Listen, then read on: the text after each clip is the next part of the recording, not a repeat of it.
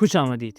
आज की कहानी बहुत ही ज़्यादा इंटरेस्टिंग होने वाली है। वो इस तरह क्योंकि आज हम करियर के बारे में बात करेंगे। एक ऐसी चीज़ जो आपके करियर को बहुत ज़्यादा बेहतर बनाती है और एक ऐसी चीज़ जो आपके करियर को बर्बाद करती है।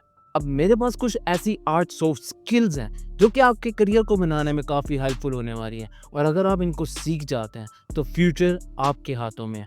क्योंकि अभी फ़िलहाल 2025 आने वाला है, ये लास्ट मंथ है और जैसे ही 2025 आएगा साथ ही इन स्किल्स के अंदर बहुत सारे नए लोग शामिल हो जाएंगे। क्योंकि इस वीडियो के बाद आपको आइडिया हो जाएगा कितने लोग 2025 का वेट कर रहे थे फॉर न्यू सर्वाइवर और जैसे ही लोग अपना करियर बनाना स्टार्ट करेंगे वो इन आर्ट सॉफ्ट स्किल्स को लाजमी सीखेंगे। After learning these soft skills आपकी ज़िंदगी बहुत ही ज़्यादा ग्रो अप हो जाएगी। आई नो ये किसी भी फील्ड से रिलेट नहीं करते हैं, लेकिन हाँ, अगर आप इनको सीख जाते हैं तो ऑटोमेटिकली ये हर फील्ड से रिलेट करने लग जाता है। एक पर्सनल इंसान की लाइफ में इनकी ज़रूरत तो होती है, इसी तरह हर काम में भी इनकी ज़रूरत होती है। चाहे वो बिजनेस हो, चाहे वो कंटेंट राइटिंग हो, चाहे वो यूट्यूब क्रिएटर का कंटेंट करियर हो या फिर कोई दूसरा ऐसा करियर जो इंसान बनाना चाहता है या कोई जॉब करना चाहता है। तो अगर ये उनको सीख लेता है तो मेरा ख्याल है वो अपनी जॉब से लेकर अपने करियर में किंग मेकर बन सकता है। ये आर्ट स्किल इंसान को किसी भी टफ सिचुएशन में आराम सुकून से किसी इजी सिचुएशन में शिफ्ट कर सकती है। अगर आपको शिफ्ट पसंद है तो मेरा ख्याल है this video is for you. और अगर आप चाहते हैं कि आपकी ज़िंदगी नॉर्मली चलती रहे जैसी मैं चाहता हूँ तो भाईजान आपको ये वीडियो स्किप करना होगा। अगर आप चाहते हैं कि आपका लाइफस्टाइल बिल्कुल बहुत ही ज़्यादा कमाल हो जाए और आपका करियर आपके हाथ में आ जाए तो ये वीडियो सिर्फ और सिर्फ आप लोगों के लिए। तो चलिए हम अपनी कहानी का आगाज़ करते हैं। सबसे पहला सॉफ्ट स्किल है अडॉप्टेबिलिटी। कोई भी काम हो, कोई भी चीज़ हो या आपका बिजनेस हो या कहीं पे काम कर रहे हो, अडॉप्टेबिलिटी बहुत ही इंपॉर्टेंट होती है। कोई भी नई चीज़ मार्केट में आती है तो आप वो इंसान है जिसको ये सीखना है। जैसे जैसे इंसान सीखता रहता है वैसे वैसे उसकी चीज़ें बहुत ही कमाल होती जाती हैं। और अगर आप चाहते हैं कि आपका करियर बहुत ही ज़्यादा बेहतर हो तो आपने हर नई आने वाली चीज़ को अडॉप्ट करना है। जैसे कि एक छोटी सी एग्जांपल है, नोकिया ने एंड्रॉयड को नहीं अपनाया तो वो आज पीछे रह गया। अगर वो अपनाता तो माइट भी पॉसिबिलिटीज़ के जहाँ पे आज आईफोन सैमसंग खड़ा है वहाँ पे कहीं पे नोकिया भी खड़ा होता। बस एक छोटी सी गलती और पूरे का पूरा करियर ही ख़त्म। और आपने ये गलती बिल्कुल नहीं करनी है। जैसे ही मार्केट में कोई नई चीज़ आती है तो आपने उसको अडॉप्ट करना है। अगर वो आपके काम से रिलेटेड है तो गुड है और अगर नहीं है तब भी सीखे, क्योंकि न जाने कब कहाँ क्यों कैसे कोई भी चीज़ आपके लिए काम की हो जाती है और ऑटोमेटिकली जैसे वो चीज़ एडजस्ट होती है वो आपके करियर में भी ऐड हो जाती है। अडॉप्टेबिलिटी हर जगह पर बहुत ही अहम किरदार अदा करती है, चाहे एक आम आदमी की ज़िंदगी हो या एक बिजनेसमैन की ज़िंदगी या एक यूट्यूबर का करियर हो या जॉब करने वाले की नौकरी। हर जगह पे अडॉप्टेबिलिटी रहती है और जैसे जैसे हमारा इरा जदीद होता जा रहा है बहुत सारी नई चीज़ें आती जा रही हैं। तो आपने क्या सोचा, अडॉप्टेबिलिटी के लिए तैयार है? मेरा ख्याल है 2025 आने वाला है तो हमें तैयार हो जाना चाहिए। नेक्स्ट सॉफ्ट स्किल है इमोशनल इंटेलिजेंस। अब इमोशन से खेलना बहुत ही ज़्यादा ज़रूरी हो चुका है। जिस तरह का इरा चल रहा है हर ब्रांड हर इंसान समझता है कि इमोशंस को कंट्रोल करना बहुत ही ज़्यादा ज़रूरी है। ब्रांड आपके इमोशंस को कंट्रोल करता है और आपको अपने साथ कनेक्टेड रखता है। एक आम आदमी आपके इमोशंस के साथ खेलता है और आपको अपने काम के लिए यूज़ करता है। और अगर आप भी चाहते हैं कि आप भी ऐसा कुछ करें तो आपको इमोशन इंटेलिजेंस सीखनी होगी। इनके बाकायदा वीडियोस देखने के बाद आप काफ़ी हद तक इमोशंस को समझ जाएंगे और जैसे जैसे आप इमोशंस को समझ आएंगे you become more good. Psychologist इस चीज़ को बहुत ही अंडरस्टैंड करता होता है। अगर आप साइकोलॉजी की फील्ड में जा रहे हैं और अगर आपका करियर भी स्टार्ट हुआ है तो मेरा ख्याल है आपको इसकी तरफ जाना चाहिए। ज़्यादा नहीं, थोड़ा बहुत ही सीखने हैं, पर जैसे ही आप इसको सीख जाएंगे ऑटोमेटिकली शिफ्ट होना स्टार्ट हो जाएगा एक नॉर्मल इंसान की ज़िंदगी से एक प्रोफेशनल लाइफ में और आपका करियर आपको कहेगा वेलकम टू न्यू इरा। क्योंकि ये इमोशनल इंटेलिजेंस इंसान को बनाने में बहुत अहम किरदार अदा करती है। चाहे वो कोई पहलू हो, चाहे वो कोई गेम हो या चाहे वो दुनिया का सबसे बड़ा ब्रांड हो, जब तक वो इमोशंस इंटेलिजेंस नहीं चलता वो आपके इरा में ऐड नहीं होता। इवन कि अगर इमोशन इंटेलिजेंस को ना समझा जाए तो बहुत बड़े बड़े ब्रांड भी आज डिस्ट्रॉय हो जाए, लेकिन वो समझते हैं। इसीलिए तो हर टाइम हर चीज़ उनके हिसाब से होती है और आपके इमोशंस भी उनके कंट्रोल में। तो आप लोगों को लगता है ऐसा है? मुझे लगता है पर्सनली। अगर आपको लगता है तो कमेंट बॉक्स में आपने यस लिखना है। नेक्स्ट और स्किल दुनिया की सबसे बड़ी स्किल है, इसको कहा जाता है कम्युनिकेशन स्किल। कम्युनिकेशन करना बहुत ही अहम हो गया है आज की रात। हर इंसान किसी ना किसी तरीके से एक दूसरे से बात करता है, हर इंसान किसी न किसी तरीके से एक दूसरे से कम्युनिकेट करता है किसी भी सूरत में, ऑल्दो वो वर्बली हो या नॉन वर्बली, लेकिन कम्युनिकेशन बहुत ही ज़रूरी हो चुकी है। अब मोस्ट ऑफ द पीपल इस चीज़ को बहुत ही ज़्यादा सीरियस लेते हैं और वो अपनी कम्युनिकेशन स्किल्स को बेहतर करते हैं। अपनी कम्युनिकेशन स्किल को बेहतर करने की वजह से उनको आज तक वो पोस्टें मिल चुकी हैं जो एक आम आदमी को नहीं मिलती। एक आम आदमी जिसने 12 की हुई हैं और उसको एक नॉर्मल सी नौकरी मिलती है, लेकिन जिस इंसान की कम्युनिकेशन स्किल बहुत अच्छी है, अगर वो बिजनेस चला रहा है तो he is great, she is great, और अगर वो नौकरी कर रहे हैं तो वहाँ पे भी दे आर ग्रेट, क्योंकि हर इंसान जानता है यार फलां बंदे के पास बहुत ही कमाल का स्किल है, उसके पास इसको भेज दो, ये ऑटोमेटिकली उसको संभाल लेगा।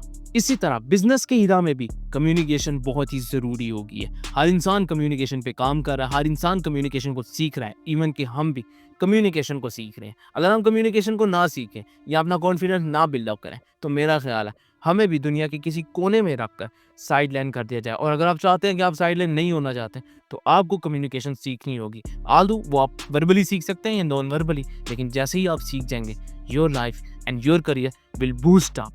नेक्स्ट सॉफ्ट स्किल है इन्फ्लुएंस। अब ये एक बहुत ही कमाल का स्किल है, ये हर इंसान के पास नहीं होता, ये हर पर्सनैलिटी के पास नहीं होता।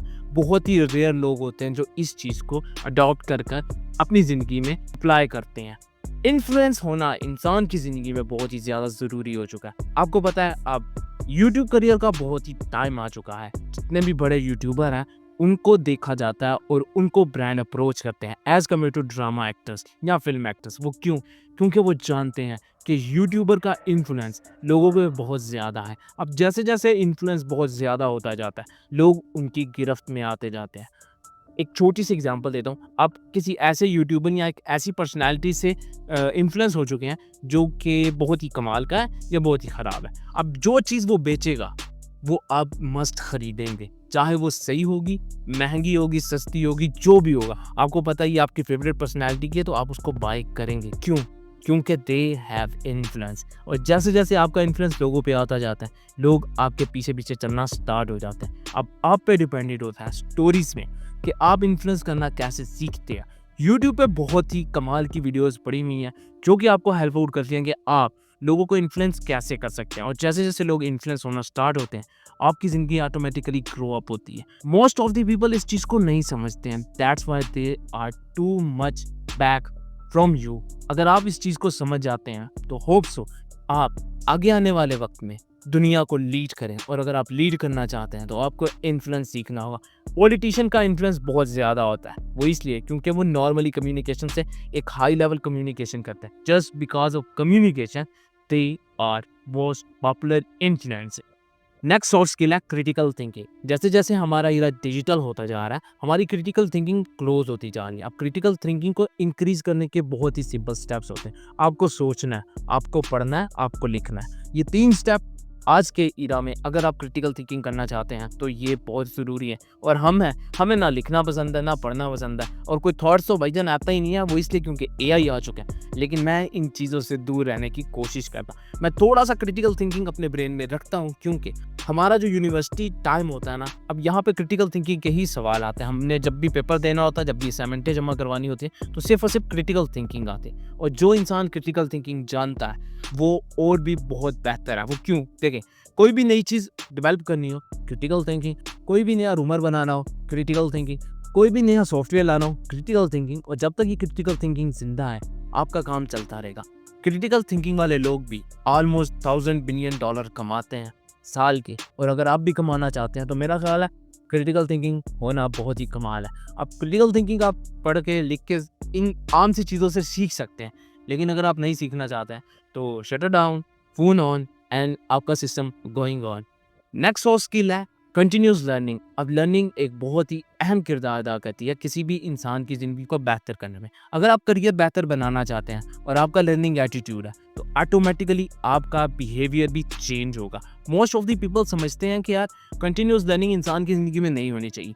क्यों नहीं होनी चाहिए भैया? होनी चाहिए। और जब तक ये आपकी लाइफ में जिंदा है आप बहुत ही कमाल के इंसान बनेंगे, आपका करियर भी बूस्ट अप होगा। अब यहाँ पर कंटिन्यूसली लर्निंग का मतलब क्या होता है? कंटिन्यूस लर्निंग का मतलब होता है जो भी नई चीज़ मार्केट में आ रही है उसको पढ़ें, समझें, और अगर आपको लगता है कि इसमें थोड़ा बहुत कमियां हैं तो आप इसको चेंज करके अपने हिसाब से मार्केट में लाएं। यहाँ पे इस्तेमाल हुई क्रिटिकल थिंकिंग, यहाँ पे एक और स्किल इस्तेमाल हुई अडॉप्टेबिलिटी। जैसे ही आपने इन दोनों चीज़ों को अप्लाई किया तो एक नई चीज़ आपके सामने आई, वो है लर्निंग कंटिन्यूअसली। ये वाला स्किल ना मेरा पर्सनली फेवरेट है, लेकिन एक हद तक हेट भी है। वो क्यों? क्योंकि यार मुझे ये चीज़ करना पसंद नहीं आती है। अब बहुत सारे लोगों को पसंद आती है और वो कहलाता है सॉफ्ट स्किल में आपका टीम वर्क। टीम वर्क करना बहुत ही कमाल हो जाता है, आपका बहुत ज़्यादा काम को छोटा कर दिया जाता है। लेकिन मसला यहाँ पर आता है कि अगर ग्रुप को लीड करने वाला बंदा सही ना हो या टीम को लीड करने वाला बंदा सही ना हो तो काम की डिस्ट्रीब्यूशन ख़राब हो जाती है। अगर आप खुद लीड कर रहे हैं तो आपको लीडरशिप की स्किल्स आनी चाहिए। अगर लीडरशिप की स्किल्स नहीं आएंगी तो आप टीम को नहीं चला पाएंगे। और अगर आप टीम में वर्क कर रहे हैं तो आपको 3-4 स्किल्स को लाजमी सीखना है। वो क्यों? क्योंकि जैसे ही आप इन चीज़ों को सीखेंगे आपका टीम वर्क आसान होगा। अब टीम वर्क में आपकी कम्युनिकेशन भी काफ़ी अच्छी हो जाती है। 1-2% जब कम्युनिकेशन करते हैं तो उनकी कम्युनिकेशन भी बेहतर हो जाती है।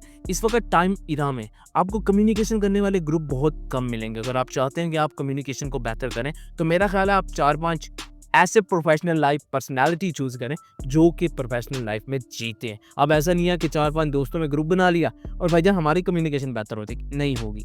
याद रखिए मेरी भी नहीं होती है, लेकिन अब मैंने सोचा है कि क्यों ना एक नया क्लब बनाया जाए तो जो हमें हेल्प आउट करे कि हाउ वी कैन कम्युनिकेट और हमारी कम्युनिकेशन बेहतर हो। उस क्लब की कहानी मैं किसी और वीडियो में शेयर करूँगा, वो वेरी इंपॉर्टेंट है। तो टीम वर्क आपको सीखना भी बहुत ज़रूरी है क्योंकि ये आपका करियर बनाएगा और आगे आने वाला करियर सिर्फ और सिर्फ टीम वर्क पे बैलेंस रहेगा। क्योंकि अब टाइम चेंज हो रहा है, लोगों की ज़रूरत हो रही है और अगर आपको लोगों को मैनेज करना आता है तो याद रहे कि आप करियर में किंग मेकर हैं। लास्ट सॉफ्ट स्किल है और ये बहुत ही ज़्यादा वैल्यूएबल है और वो है टाइम मैनेजमेंट। टाइम मैनेजमेंट एक बहुत ही कमाल का स्किल है जो हर इंसान को नहीं आता, इवन मुझे भी नहीं आता। जैसे जैसे आप टाइम मैनेजमेंट सीखते जाते हैं आपकी ज़िंदगी बेहतर होती जाती है। अब टाइम मैनेजमेंट में हमेशा 2 चीज़ें आपके सर पे रहती हैं, एक बहुत ही ज़रूरी काम, दूसरे नॉर्मल काम। अब लोगों ने बहुत ही टाइम ख़राब किया हुआ है, वो अपना फजूल टाइम मोबाइल्स को देते हैं, स्क्रॉलिंग को देते हैं, जिसकी वजह से उनकी लाइफ में टाइम नहीं रहता। और बहुत सारे लोग अब चाहते हैं कि उनको ऐसा टाइम टेबल मिले जो कि उनको हेल्प आउट करे कि ये टाइम अच्छा है, ये टाइम नहीं, और आपने टाइम को कैसे मैनेज करना है। और अगर आप चाहते हैं कि मैं इन स्किल्स को बाकायदा सिंगल करके इनके ऊपर वीडियो बनाऊँ, प्रॉपर लॉन्ग डिटेल वीडियो, तो आपने मुझे कमेंट बॉक्स में सॉफ्ट स्किल लिखना है। उससे मुझे समझ आएगी कि आप लोगों के लिए ये स्किल्स भी काफ़ी वैल्यूबल है। अब पर्सनली मैं इनको सीख रहा हूँ और कम्युनिकेशन वाला तो मैं पर्सनली सीख रहा हूँ क्योंकि वो मेरा फेवरेट है। बिजनेस में ये बहुत ज़्यादा इस्तेमाल होता है, इस वजह से मैं कम्युनिकेशन को सीख रहा हूँ। दूसरा टीम वर्क भी अप्लाई कर रहा हूँ, थोड़ा करके मुझे आ रहा है। और टाइम मैनेजमेंट से मेरी वैसे ही नहीं बनती है, तो इस वजह से टाइम मैनेजमेंट की स्किल मैं बिल्कुल नहीं सीख रहा हूँ। लेकिन 2025 में टाइम मैनेजमेंट बहुत इंपॉर्टेंट होने वाली है। उसकी कहानी हम किसी और वीडियो में शेयर करेंगे। कुछ ऐसी स्किल्स हैं जो 2025 में आपके लिए बहुत ही ज़्यादा वैल्यूएबल है, उसकी भी वीडियो जल्द आने वाली है। So this is the pretty much end of today's and I will catch you in the next